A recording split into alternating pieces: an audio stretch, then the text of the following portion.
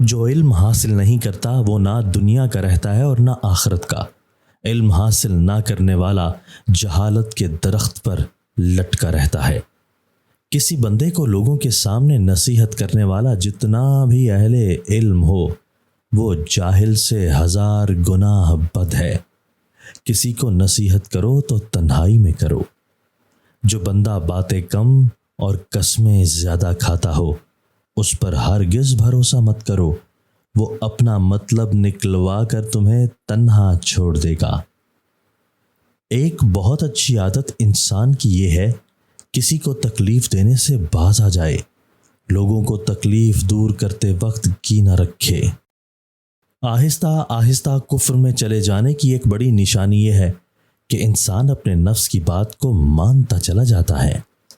جو انسان اللہ کا خوف رکھتا ہے اس انسان سے ہر چیز خوف کھاتی ہے، ہر چیز اس کو دیکھتے کانپنے لگ جاتی ہے۔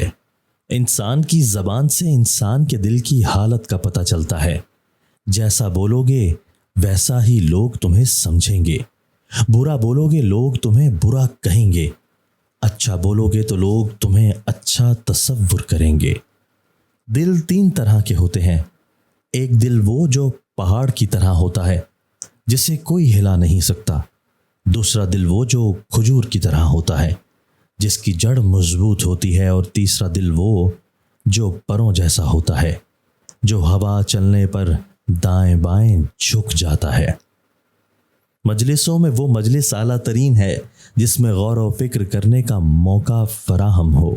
جو بندہ قناعت پسند ہوتا ہے وہ بھوکا ہو کر بھی غنی ہوتا ہے، اور جو کچھ اس کے پاس ہوتا ہے وہ ضرورت مندوں کو دے دیتا ہے۔